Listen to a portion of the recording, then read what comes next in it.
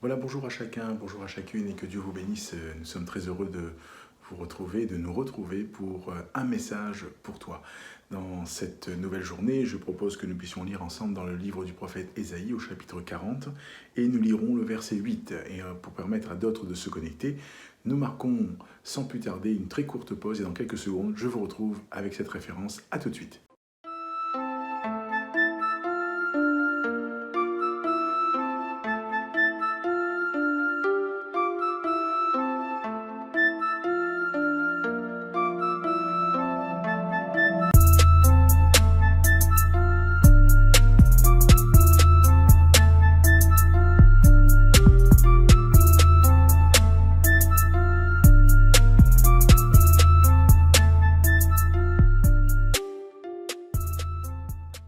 Nous poursuivons notre partage et je salue bien sûr tous ceux et toutes celles qui nous ont rejoints, que ce soit le matin, l'après-midi ou la soirée. Que Dieu vous bénisse. Bienvenue dans un message pour toi. Je le disais tout à l'heure, nous lisons ensemble dans Ésaïe au chapitre 40, verset 8. Il est dit ceci: l'herbe sèche, la fleur tombe, mais la parole de l'Éternel, de notre Dieu, subsiste éternellement. L'herbe sèche, la fleur tombe, mais la parole de notre Dieu subsiste éternellement. C'est là, pour nous, une grande vérité. Voyez-vous, autour de nous, l'herbe peut sécher, la fleur, elle tombe. À un moment donné, quand sa saison est passée, elle aussi, elle tombe, elle dépérit. L'herbe sèche, si celle-ci n'est pas arrosée, si celle-ci n'est pas entretenue. Mais une chose qui est sûre, l'homme de Dieu nous dit que la parole de notre Dieu subsiste éternellement.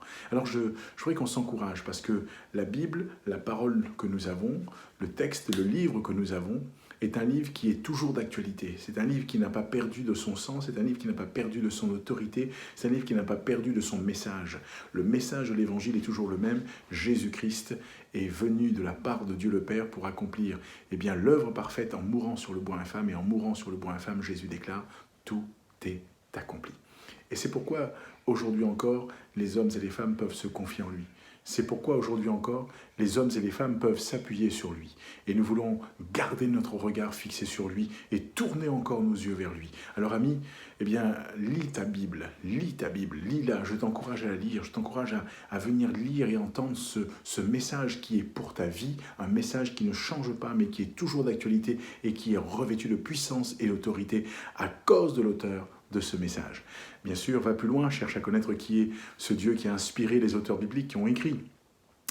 Nous avons avec la CMM un partenariat, il y a un QR code qui s'affiche, une adresse, tu peux flasher ou recopier, tu seras ramené sur une page, un guide pour la vie.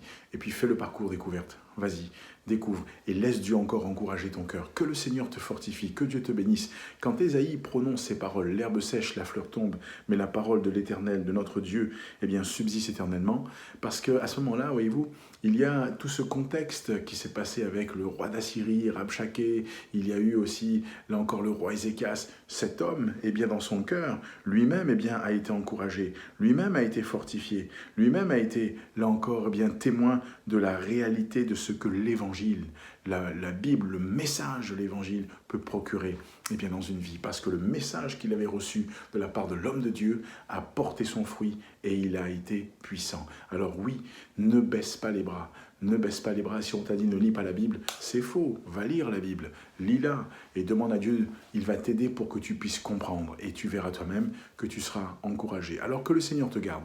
Que Dieu te bénisse. Partage le message autour de toi. Répands ce message très simplement et va sans plus tarder, alors que tu vas terminer de visionner cette vidéo, ouvre ta Bible et va lire.